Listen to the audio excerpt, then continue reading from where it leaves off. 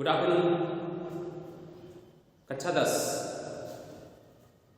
बच्चों, फिजिक्स का हम लोग लेसन पढ़ रहे थे लास्ट टाइम में, magnetic effect of electric current. Magnetic effect of electric current, विद्युत धारा का चुंबकीय प्रभाव। बच्चों, इस लेसन में हम लोगों ने विद्युत मोटर, विद्युत जनरेटर, ये सब चीजें हम लोग पढ़ चुके हैं अपने क्लास टाइम में। तो ये लेसन फिनिश ही है, सब कुछ बताया जा चुका है। जो एक्सरसाइज के क्वेश्चन आंसर है वो भी आपको बीच बीच में जो है सब सॉल्व कराए गए हैं। लेकिन बच्चों, एनसीईआरटी की किताब में इसमें न्यूमेरिकल्स नहीं दिया है, चूंकि कई सारे फार्मूले हम लोगों ने इसमें पढ़ा, न्यूमेरिकल्स नहीं हमें मिला कोई। तो हम लोग साइड बुक से हम लोगों ने कुछ न्यूमेरिकल्स हम इस पे सॉल्व करेंगे। यानी कि जो जो फार्मूले हम लोगों को मिले हैं उस लेसन में, उन फार्मूलों का यूज करके हम लोग कुछ न्यूमेरिकल्स उस पर बेसिस कुछ न्यूमेरिकल्स आज लगाएंगे। बच्चों, पीडीएफ आपको सेंड कर दिए गए हैं। उस पीडीएफ में जितने सारे न्यूमेरिकल्स दिए गए हैं उसके नोट्स आपके पास जरूर होंगे। मैं तो उम्मीद कर रहा हूँ आप उसको बना चुके होंगे। तो बच्चों, आज उन सभी न्यूमेरिकल्स को सॉल्व कैसे करना है, आज हम लोग इस वीडियो में यही सब जानेंगे। ठीक है, तो आप अपनी कॉपी को ओपन कर सकते हैं। जो पीडीएफ सेंड किया गया है, आप उसे अगर आप एक बार अपने सामने अगर रख लेते हैं इस वीडियो को देखने से पहले, तो आपको सारे कॉन्सेप्ट बिल्कुल क्लियर हो जाएंगे कि क्वेश्चन कौन सा है और उसे सॉल्व करने का तरीका क्या है। ठीक है, तो हम लोग का पहला जो क्वेश्चन था वो था कि 50 सेंटीमीटर लंबाई है, यानी एक चालक है जिसकी लंबाई 50 सेंटीमीटर। चालक की जो लंबाई है, चालक की जो लंबाई है उसको हम लोग इस मान x दिखा देंगे और इसका मान दिया है 50 सेंटीमीटर। बच्चों, कोई भी सवाल लगाने से पहले आपको ये ध्यान रखना होता है कि उसके जो मात्रक होने चाहिए वो MKS सिस्टम होने चाहिए या फिर SI सिस्टम होने चाहिए। ठीक है, तभी हम सवाल लगा सकते हैं। तो ये सेंटीमीटर दिया, इसका मतलब सीजीएस पद्धति का मात्रक है, इसको हम मीटर में कन्वर्ट कर लेंगे। तो 50 में 10 और माइनस 2 मीटर, या इससे हम लोग 10.5 से भाग दे करके 100 से भाग दे करके उसको निकाल सकते हैं। ठीक है, तो ये चालक की लंबाई दी है। फिर इस विद्युत चालक में 2 एम्पीयर की धारा बढ़ रही है। इसमें क्या है, 2 एम्पीयर की धारा बढ़ रही है, तो धारा का मान कितना हो जाएगा? धारा को हम इस मान I से दिखाते हैं और यह है 2.0 एम्पीयर। चालक में धारा की वैल्यू कितना है? 2 एम्पीयर। यदि यह चालक 1 × 10⁵ न्यूटन प्रति एम्पीयर मीटर चुंबकीय क्षेत्र की तीव्रता के लंबवत रखा है, चुंबकीय क्षेत्र भी दिया है और साथ में कह रहा है उसके लंबवत भी रखा है। तो चुंबकीय क्षेत्र, तो जो चुंबकीय क्षेत्र है, तो चुंबकीय क्षेत्र को हम लोग 20 दिखाते हैं, उसका मान है 1.0 × 10⁻, कितना? ये है 5 न्यूटन प्रति एम्पीयर मीटर। और कह रहा लंबवत रखा है, इसका मतलब है कि थीटा की वैल्यू कितनी है? 90 डिग्री। तार जो लंबवत रखा है इसका मतलब है कि थीटा की वैल्यू कितनी है? 90 डिग्री। पूछ रहा है कि अब इस चालक पर कितना बल कार्य करेगा। तो चालक पर लगने वाला बल, चालक पर लगने वाला बल, तो चालक पर लगने वाला बल F है और हमको इसी का मान फाइंड करना है कि what will be the magnitude of the force on exerted on the conductor। तो उस चालक पर लगने वाला फोर्स कितना होगा? तो सूत्र हम लोग लगाएंगे कि F = I/L और sin theta. F = I/L sin theta.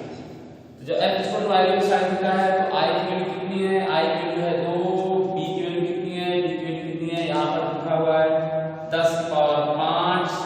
L length कितनी है? चालक की लेंथ यहाँ दी गई है 50 और × 10⁻, कितना? -2, और यहाँ हो जाएगा sin 90। sin 90 का मान 1 और इसका मल्टीप्लाई इसमें कर दीजिए, हो जाएगा 100 और × 10⁵ है, -2 है तो बचेगा 3। और ये 100 को आप क्या लिख सकते हैं? 100 को लिखा जा सकता है 10⁻2 और ये 10⁻3, कितना हो जाएगा? 10⁻5 और इसका इसका मात्रक होगा न्यूटन। ये इसका मात्रक बन गया न्यूटन। यानी जो चालक वहां रखा हुआ है उस पर 10⁵ न्यूटन का फोर्स लगेगा। ठीक है, तो बच्चों पहला जो था आप इसे जरूर से नोट कर लेंगे अपनी कॉपी पे। अब इसके बाद से सेकंड न्यूमेरिकल देखिए जो पीडीएफ में आपको सेंड किया गया है। पीडीएफ वाले सारे न्यूमेरिकल से आप सॉल्व किए जाएंगे। अगर आपकी और कोई समस्या है तो आप जरूर से नोट कीजिएगा और उसे सेंड कर सकते हैं मेरे यहाँ। दूसरा सवाल है कि 2 मीटर लंबे चालक में 4 एम्पियर की धारा बह रही है। 2 मीटर लंबा चालक है और धारा का मान 4 एम्पियर है। चालक को 2.5 न्यूटन प्रति एम्पियर मीटर की तीव्रता वाले चुंबकीय क्षेत्र में 30 अंश के कोण पर रखा हुआ है। चालक पर लगने वाला चुंबकीय बल आपकी बार 30 अंश पर 90 अंश कोण पर 30 अंश हो गया। तो 2 मीटर लंबा चालक है, इसका मतलब है L का मान हो गया आपका 2 मीटर। धारा का मान दिया हुआ है कितना 4 एम्पियर दिया हुआ है धारा भर रही है। और जो चुंबकीय क्षेत्र दिया है वह 2.5 न्यूटन प्रति एम्पियर मीटर दिया हुआ है। और थीटा की वैल्यू जो दी गई है वह 30 अंश दी गई है। और पूछा जा रहा है कि व्हाट इज द फोर्स कितना लगेगा।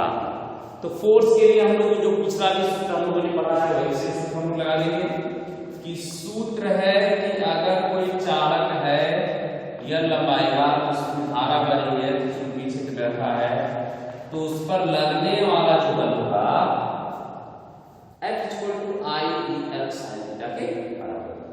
F जब I L sin थीटा हो जाएगा तो I की वैल्यू कितनी है 4 है, B की वैल्यू कितनी है 2.5 है, L की वैल्यू कितनी है 2 है और यहां हो जाएगा sin कितना 30 अंश। sin 30 अंश का मान कितना होता है बच्चों? आप मैथ में पढ़े होंगे sin 30 अंश का जो मान होता है वह 1/2 होता है। sin 30 अंश का मान 1/2। इसका मतलब है कि ये वैल्यू जाएगी 4 गुना के 8 हो जाएगा। ये हो गया 8 गुणे 2.5 और गुणे 1/2 और 1/2 से काटेंगे तो आएगा 4 और 4 से मल्टीप्लाई कर देंगे तो जाएगा 10 न्यूटन। यानी कि 2 मीटर लंबा जिसमें धारा बह रही है 4 एम्पियर की, चुंबकीय क्षेत्र है 2.5 न्यूटन प्रति एम्पियर मीटर का और 30 अंश का कोण बनाते हुए यदि रख दिया जाए तो इस पर लगने वाला फोर्स कितना होगा? वह 10 न्यूटन के बराबर जाएगा। तो 10 न्यूटन का फोर्स अब यहां पर लग रहा है। अब हम लोग नेक्स्ट क्वेश्चन की तरफ बढ़ रहे हैं। नेक्स्ट क्वेश्चन देखिए इसका क्या होगा। नेक्स्ट क्वेश्चन एक थियरी की तरह से दिया हुआ है, मतलब जिसमें वैल्यू नहीं दी गई, बस एंगल्स दिए गए हैं कि किस एंगल पर कौन सा फोर्स लगेगा। यानी एंगल को चेंज बार बार किया जाएगा और उसी के अकॉर्डिंग आपको ये बताना होगा कि फोर्स कितने न्यूटन का लग रहा है। धारावाही चालक है, चुंबकीय क्षेत्र के कारण लगने वाले बल का सूत्र लिखना है और एक बार समांतर है, लंबवत है, 60 अंश है, 45 अंश। ठीक है, तो पहले हम मान लेंगे चालक की लंबाई कितनी है। जो चालक की लंबाई है वो कितनी है? यह धारा कितनी बह रही है चालक में? धारा I है। चुंबकीय क्षेत्र कितना है? चुंबकीय जो क्षेत्र है वो कितना है? D है। और कोण कितना है?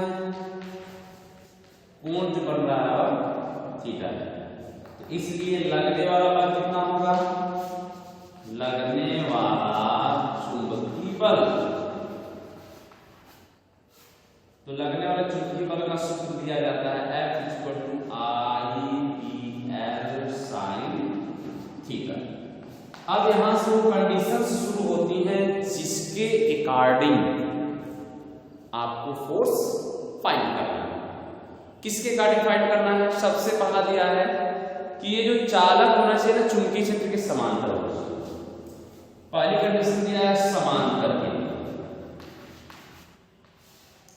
समांतर के केस में आपको पता होना चाहिए थीटा की वैल्यू कितनी होती है? 0।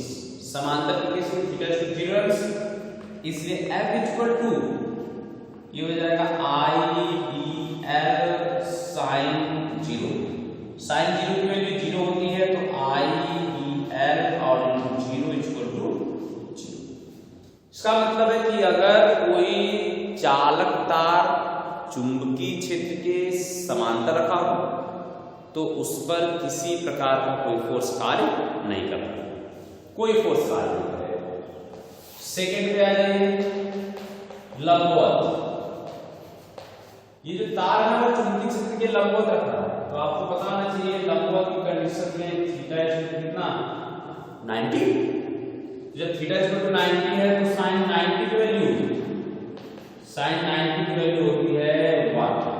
इसलिए जो फोर्स होगा F इक्वल टू IBL और साइन कितना 90, तो IB और ये फोर्स का मान हो जाएगा। अगर चालक तार परपेंडिकुलर अगर रखा हो तो उस पर जो लगने वाला फोर्स हो जाएगा वह F इक्वल टू IBL के इक्वल होगा। इसके बाद से इसकी थर्ड कंडीशन है। थर्ड कंडीशन में कह रहा है कि जो एंगल है ना वो 60 डिग्री का होगा। ये दिया हुआ है थीटा की जो वैल्यू होगा 60 डिग्री हो तब क्या होगा, तो ऐसे दशा में साइन 60 की वैल्यू की √3/2। तो जब साइन 60 की √3/2 है, इसका मतलब है कि जो फोर्स के लिए फार्मूला दिया जाएगा IBL साइन 60 का मतलब हो गया √3/2। उसका मतलब है कि फोर्स हो गया 3/2 IBL। इस दशा में देखिए फोर्स की वैल्यू ये IBL, फोर्स कितना है √3/2 IBL। और चौथी कंडीशन दी गई है 45 के लिए, थीटा इक्वल टू √45 हो जाए, अगर 45 डिग्री हो जाए, ऐसी दशा में साइन 45 की जो वैल्यू होती है वह 1/√2। 45 की वैल्यू 1/√2। तो इसलिए फोर्स कितना हो जाएगा IBL और साइन 45, अब 45 का मतलब हो गया IBL और 1/√2। F equal to 1/√2 IBL। ये देखिए 4 कंडीशंस में हमें फोर्स फाइंड करना था, केवल हमें उनके सूत्र लिखने थे, बस एंगल्स दिए हुए थे और उस एंगल्स के अकॉर्डिंग हमें सूत्र लिखने थे कि इनके सूत्र क्या होंगे। तो इनके सूत्र बस जो फार्मूला दिया हुआ है F equal to IBL sin theta, इसी में क्या करना है थीटा की वैल्यू बस पुट कर देनी है और आपको पता चल जाएगा इसके फार्मूले क्या होंगे। ठीक है, तो आप इसी तरह से इन सबको फाइंड कर लेंगे। अब नेक्स्ट क्वेश्चन देखिए। नेक्स्ट क्वेश्चन कौन सा सेंड किया गया था पीडीएफ में आपको? नेक्स्ट क्वेश्चन जो सेंड किया गया था पीडीएफ में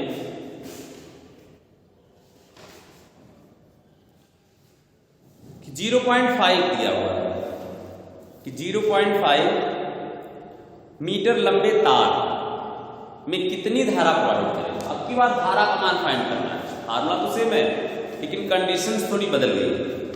कंडीशन बदलने का मतलब है कि दिया हुआ है कि 0.5 मीटर लंबा तार की लंबाई कितना दिया है।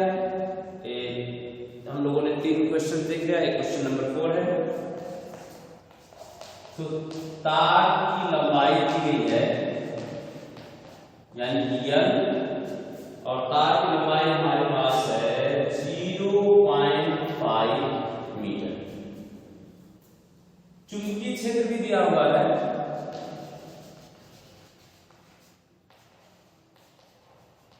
चुंबकीय क्षेत्र को हम 20 दिखाते हैं और इस चुंबकीय क्षेत्र का मान है 0.8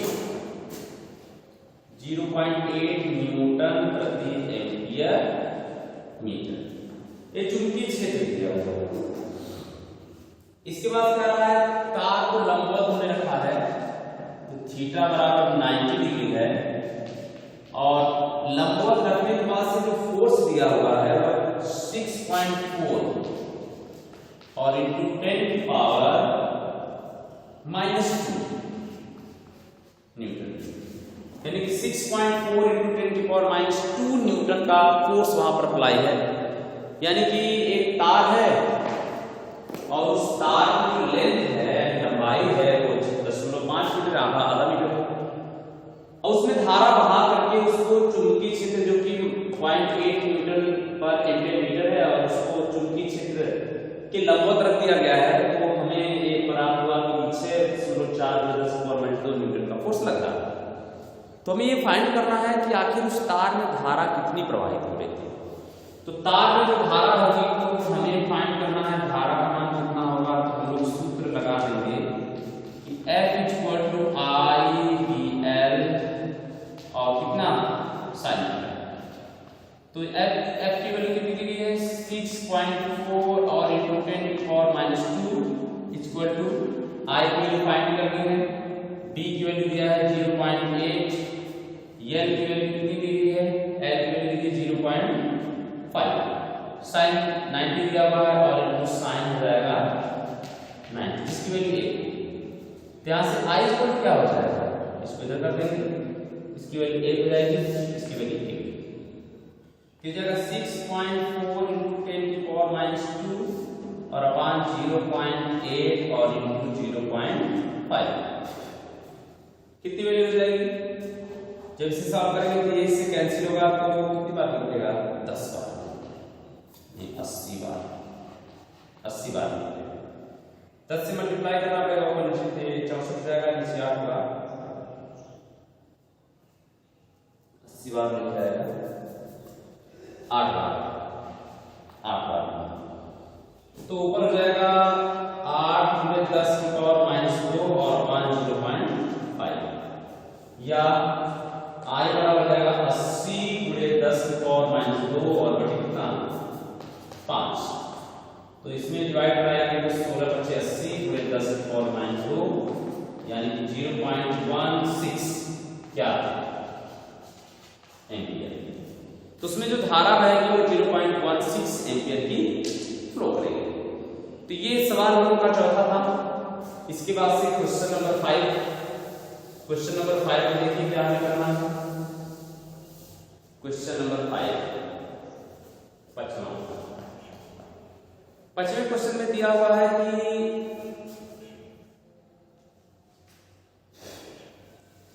एक लंबे धारावाही तार में 5 एम्पीयर की धारा प्रवाहित हो रही है। एक लंबे धारावाही तार में 5 एम्पीयर की धारा प्रवाहित हो रही है। चालक से 50 सेंटीमीटर पर चुंबकीय क्षेत्र ज्ञात करिए। तो धारा का मान दिया हुआ है 5 एम्पीयर और 50 सेंटीमीटर दिया है, 50 सेंटीमीटर दूर फाइंड करना है, 50 × 10 की पावर -2 मीटर। हमें क्या फाइंड करना है, चुंबकीय क्षेत्र फाइंड करना है कि इस तार से 50 सेंटीमीटर की दूरी पर चुंबकीय क्षेत्र का मान क्या होगा। तो सूत्र हम लोग लगाएंगे। सूत्र इसमें दिया जाता है B = μ0/2 पाई I/r। इसी सूत्र में रख दीजिए। B बराबर इसका जो मान होता है 2 × 10 की पावर -7 होता है। I का मान दिया हुआ है 5 और इसका मान दिया है 50 × 10 की पावर -2। ये इससे कटेगा 10, एक बात बचेगी 2 × 10 की पावर -7 और नीचे हो जाएगा 10 की पावर -1, एक और बचेगा तो 2 × 10 की पावर -6 न्यूटन प्रति एम्पियर मीटर। यानी बच्चों वहां से 50 सेंटीमीटर नीचे जो चुंबकीय क्षेत्र उत्पन्न होगा 2 × 10 की पावर -6 न्यूटन प्रति एम्पियर मीटर पर होगा। तो अगर कोई तार है, काफी लंबा तार है और उसमें अगर धारा प्रवाहित कर दी जाए तो उसके कारण उससे स्मॉल r जो चुंबकीय क्षेत्र उत्पन्न होगा वह B = μ0.2 पाई और I/a के ठीक बराबर है। तो बच्चों 5 क्वेश्चंस के आपको PDF सेंड किए गए थे और 5 क्वेश्चंस की वीडियो आपको भी आज जरूर सेंड हो जाएगी। तो बच्चों आप PDF को अपने सामने रख करके उसके नोट्स तैयार करके रख करके और इस वीडियो को देखिएगा आपको जितने भी क्वेश्चंस नहीं समझ में आ रहे होंगे सॉल्व करने, वो सब आपको समझ में आ जाएगा। Thank you.